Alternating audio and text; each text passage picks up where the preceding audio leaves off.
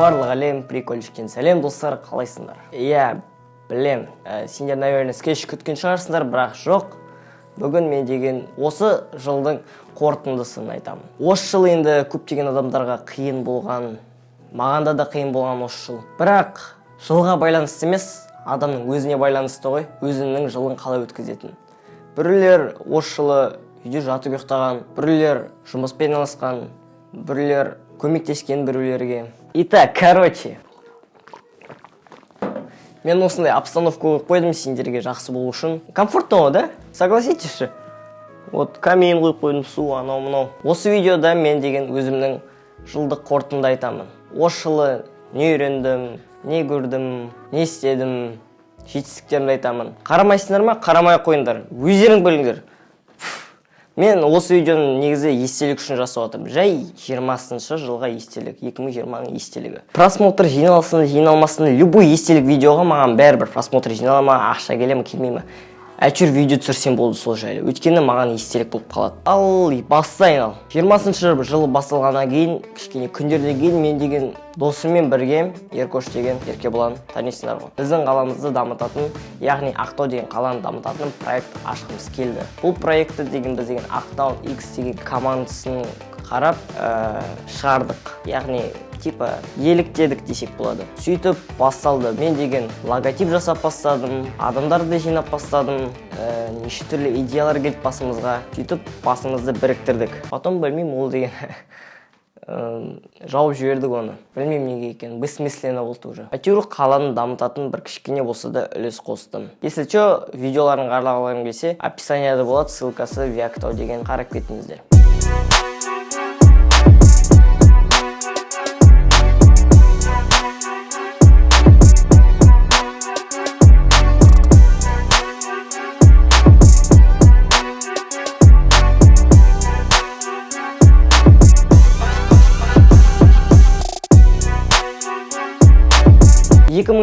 Жылда мен деген неше түрлі адамдармен таныстым, кездестім.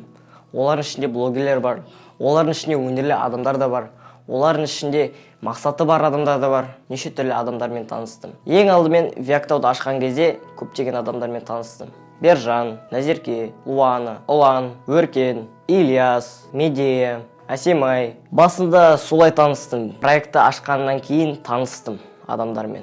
Солай. Жақсы эмоция алдым, көңіл күй алдым. Неше түрлі естеліктер бар. Өте керемет кездер еді. Қазір де керемет кез, просто біз таралып кеттік. Араласып жүрміз қазір. Просто танысқаныма қуаныштымын олармен. Рахмет сендерге. Үшінші жетістігім, Инстаграмнан 10 000 подписчик жинадым. Ол кезде мен ютубты уақытша қоя тұрдым. Білмеймін, мен сондай мақсатым болды, Инстаграмнан 10 000 подписчик жинайыншы деген. В общем, солай болып қалды, енді 10 000 подписчик жинадым, әйтеуір мақсат қойдым, 10 000 подписчик жинаймын деген. История тауып алсам, мына жерде тұрады. Ал достар, осы номер сендерге ұнамауы мүмкін. Мен ютубты тастаймын. Уақытша. Короче, бір айдың ішінде мен деген инстаграммен болам. Инстаграмды дамыту керек достар. 10 000 подписчикке дейін. Қараңдар, очкиде өзімді көріп тұрмын. Мақсатыма қалай жеттім десеңдер, енді короче, оны үлкен жетістік деп айтуға бола ма? Ал достар, сендерге рахмет айтамын. Сендерге 10 000 подписчик. Әрқайсында өзіміздің кіші армандарымыз болады. Барлығы ютубтан кетудің басталды. Ютуб каналымды жаптым ол кезде. Надоел болып қалды. Білмеймін неге екен, ютубтан шаршадым ба кішкене. Ол кезде өзімді дұрыстап таба алмадым ба, сондай болып қалды әйтеуір. Шатасып кетті басым. Инстаграмдағы вайнер болуды шештім. Неше түрлі вайндар шығардым, олар өтпеді.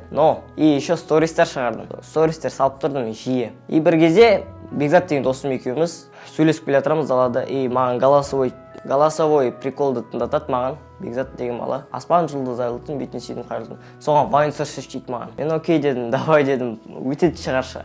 Түсірдім сол вайнды. Аспан жұлдыз айлытын, бетіне сүйдім қайырдым. Бетіңнен сүйдім. И оно взлетело. Барлық WhatsApp'та, барлық парақшаларда, барлық заттарға кетіп қалды сол видео. Хит болды ол видео кәдімгідей 2020 жылдың. И сөйтіп просмотрлар жинала бердім. Неше түрлі вайндар түсірдім. И пранк түсіруге шештім. Потом инстадан да жалығып кеттім мен. Одан кейін мен деген Viactау проекті аштым ғой. Viactау проекті ашқаннан кейін Ақтау X-пен таныстым. Жеке. Жақсы адамдар екен. жақсы өсиет мақсатарлы бар. Олардың парақшалары да астында болады шығар. Ұмытып кетпесем тастаймын. Алып описаниеда болады. Ссылкалары қарап кетіңдер. Octagon X-пен біз деген совместный ролик түсірдік. Қазіргі кездегі проблемалар жайлы. Оны да толық Инстаграмнан да көре аласыңдар. Қазіргі кездегі жастардың зиян нәрселерден аулақ болу жайлы видеолар түсірдік. Бір видеоға всего лишь. Солай, короче. Жақсы опыт, мен өзімді актер ретінде опыт алдым.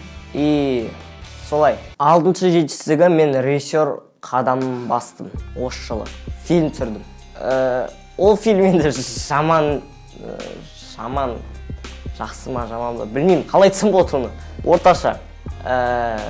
Оны пока что ешқайда шығарған жоқпын, просто тұр. Фильм түсірдім и все. Сол фильмнен 2-ші орын алдым шетпедегі фестивальдан. Вроде бы келесі жылы уже Алматыға бару керекпіз сол жарыстан. Республикалық па? Иә, республикалық. 7-ші жетістігім мен жаңа нәрсе үйрендім. Инвестиция жайлы. Инвестиция, так. Инвестиция не десем болады, типа финансовый білімнен бірдеңе үйрендім. Инвестиция. Трейдер болуды үйрендім. Сол жайлы лично сабақ оқыдым. Бір местоположениеға барып, сол жерде оқыдым. Адамдар үйретті маған қай кезде график түседі, қай кезде көтеріледі. Сол жайлы үйрендім. 8-ші жетістігім, жетістікке батай ма білмеймін, но мен үшін жетістік сияқты. Көрерменімді туған күнімен жеке құттықтадым. Оны ешкім білмейді шығар. Но Расул деген бала бар, менің қаламда тұратын. Соның анасы мені шақырды туған күніне. Бірақ Расул оны білмейді. Сол кешке қарата ол кезде бір кафеде отырып полик ойнаған кезде мен деген артынан шығып амандастым сол баламен. Оның реакциясы білмеймін деп. Вообще, это что? Деген сияқты болды. Ішінде көбелектер жүрген сияқты болды. Незабываемый опыт негізі бар ғой. Негізі бірінші рет болды. Бірінші рет көрерменнің туған күніне бардым сол кезде. Досыммен бірге құттықтадым. Расул, қарап отырсаң, сәлем. Достар, мынау деген Расул деген бала бүгін туған күні құттықтап жүрміз. Мына жақта оның несі тұрады.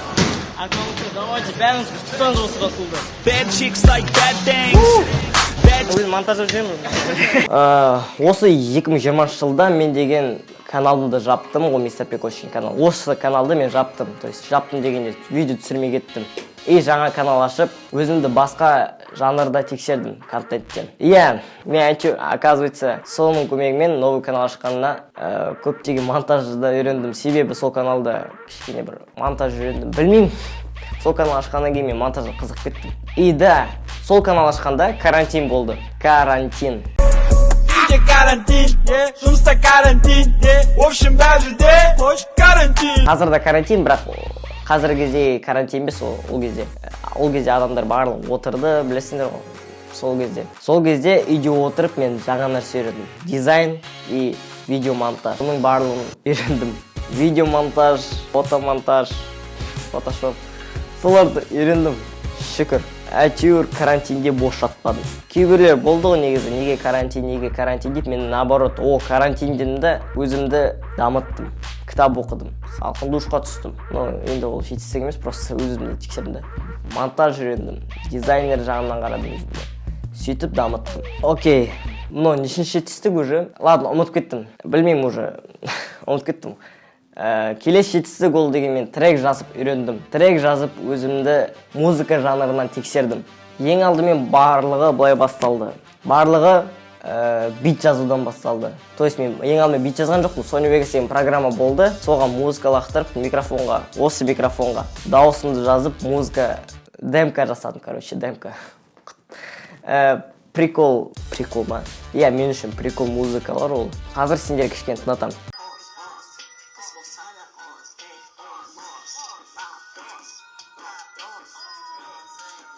Иә, сөйтіп өзімді дамыттым. Потом мен деген FL Studio деген программа жазуымда бит жазуды үйретіп жүрдім. Бит жазуды. И досыммен, Ильяс деген досыммен бірге трек жазып, бірінші рет серьезный клип түсірдім. А то білесіздер ғой, мен клиптер бір шайғанды. Әйтеуір серьезный клип түсірдім. Эй, хоп, я тяну за хвост. Эй, хоп, я тяну за хвост. Я построю мост, на возьми, у тебя мозг, рахмет айтты жоп. Иә, незабываемые ощущения дейді ғой, так. Какие ощущения ты ощущал? Келесі жетістік скейтбордтарды үйрендім. Я негізі ол пенниборд, но маған не серьезно бар ғой пенниборд. Пенниборд айды үйрендім. Чё за фигня? Қалай сөйлемей оны? скейтборд айдауды үйрендім дейінші. Скейтборд айдауды үйрендім, достармен далаға шықтым, таңғы 6-та, всегда таңғы 6-та тұратын едік жазда. Таңғы 6-та тұрып, барлығымыз скейтбордымызды алып, айдайтын едік. Жолымыз мынандай болса да. Біздің жолдар мынандай ғой. И какой-то бір тегіс жол тауып аламыз ғой, кайф қой, деп айдайтын едік достармен бірге. Солай, қазір енді скейтбордтарым сынып қалды, өкінішке орай. И қазір қыс, так что айдай алмаймыз. Осы келесі жылдың жазында айдауымыз мүмкін. Бұйыртсын. Келесі жетістік, хотя нет, это ошибка. TikTok аштым. Мен деген өзім TikTok аштым, TikTokқа музыка жаздым. И сөйтіп хайпану детіп кеттім. Құттай хайп ол, құттай хайп. Кішкентай, үлкен хайп емес, құттай хайп. TikTokқа өлі жаздымды, соған 150 адам клип түсірген.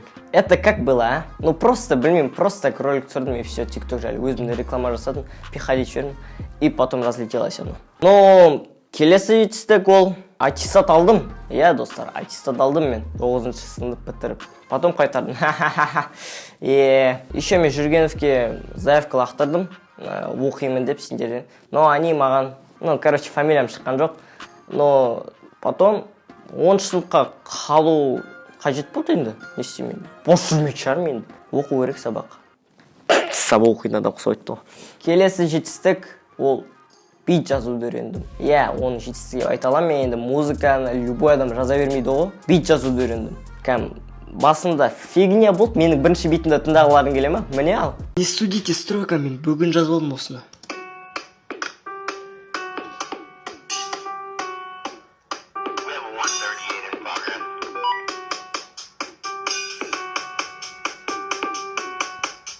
Вот осылай жазып бастадым мен биттерді. Потом какие-то артисты мені қолдады, красавчик деді. Биттерім нормально деді маған. Вау деген соң. Что за фигня, меня поддерживают артисты. Но не купили биты. Ешкім биттерін сатып алған жоқ, так что мен деген музыкамен айналысуды пока что қоя тұрдым. Но тастамадым. Келесі жетістік марафон аштым. Сендер білесіңдер, кейбіреулерін білесіңдер, кейбіреулерін білмейсіңдер, мен марафон аштым. Ютубер болудан. Қазақстан ютубері марафоны. И, короче, солай. Сол Қазақстан ютубері марафон ашып, Бержан екеуміз адамдарға кішкене болса да пайдамызды тигіздік. Ол марафонда біздің ютуб жайлы сөйлестік. Ютубты қалай дамуға болады, монтаж қалай жасайды, сол жайлы сөйлестік. Сол жайлы үйреттік. Ал келесі бізде ол мен алғашқы биографиялық фильмге түстім өзімнің. Енді ол досыма көмектескім келді, енді мен деген Бержан деген досыма. Ол айтып еді маған негізі, фильм түсірейін сен жайлы дейді. Окей дедім, мен оны қолдағым келді, себебі досым ғой енді. Но фильм күшті болып шықты шынымен де. Документальный фильм күшті болып шықты. Молодец, Бержан. Красавчик Бержан. Өз фильміме түстім алғашқы биографиялық. Қарасаңдар, міне мияқта шығады. Ұмытпасам егер. Вот енді келесі жетістік, оны жетістік деп айтсам болады енді. 16 жасында альбом шығардым. 16 жасында мен альбом шығардым, Карл. Шүкіршілік етем, негізі Қазақстанда бірінші адам шығармын мен 16 жасында альбом жазып отқан. Егер бар болса айтыңдаршы, комментарийге жазып жіберіңдерші, кім 16 жасында Қазақстанда альбом шығарған. Нұрболат, менің атым Нұрболат, сенің аты кім болады? Қыздарға болам, қап-қара шоколад, менің сөзім сендерге батар. 16 жаста деген альбом шығардым, ішінде 7 трек бар, 7 ма? 7 трек шығар, 7 трек бар. Соның барлығы менің өмірім қосылады, короче, менің өмірлік опыттарым. Отсылки на что-то, короче. Мен негізі қуанып тұрмын өзім альбом шығарғанына, өте маған бүйтіп, альбом деген сияқты болды. Типа қуандым мен іштей. Келесі жетістік жүзіп үйрендім. Керемет жетістікке жетіп отырсың ғой, Нұрболат. Жүзіп үйрендім, достармен бассейнге бардым, осы жазда, осы жылы. Жүзіп үйрендім бассейнде. Рахмет. Келесі жетістік ол ютуберлермен көп коллаб болды. Егер де білмесеңдер, анағы альбомымда мен Темірлан Болатпен фит жасадым. Білмейтіндер башар. Әлі менің күшім. Жастық шақ, из грязи князи. Жалпы мен боламын блогер, сен қарап жүрген YouTube music. Жас болсам да көптеген заттарға мен жеттім. Алло, менің хейтерлерім қайда кетті? Темірланмен фит жасадым. Рахмет, Темірлан, мен тыңдадың, отказ бермедің фит жасауға. Рахмет саған. Екеуміз фит жасадық Темірланмен. Тағы да қандай коллаб болды. Кохамен, мистер Кохамен коллаб жасадым. Видеомен енді бір-бірімізбен кездескен жоқпыз, но әйтеуір видеомен коллаб жасадық. Андай ол маған сыйлық берді. Өзі келмесе де әйтеуір маған сыйлық беріп тұр. Соған рахмет айтамын. Коха, сәлем, рахмет саған сыйлыққа. Кстати, мне оның сыйлығы мышка. Кайф мышка. HyperX-дің мышкасы. Тағы да кіммен коллаб жасадым мен деген Бексұлтан Серікпен, Балабаймен өзімнің қаламда тұрып, бір қалада тұрып, осы жыл кездесіп отырдық қой біз Балабаймен. Но жақсы аға бар ғой, туған ағамдай сияқты. Солай Балабаймен кездестік, фильм түсірдік. Бержан деген досым оған документалка түсіріп берді, мен онымен жеке таныстым. Тағы кіммен коллаб болды? Пазлмен коллаб болды. Пазл ағалар, Әли, Алмас, Әділ. Сәлем жолдаймын сендерге де. Рахмет сендерге коллаб жасағандарыңызға. Біз скетч түсірдік. Менің каналымда бар осы.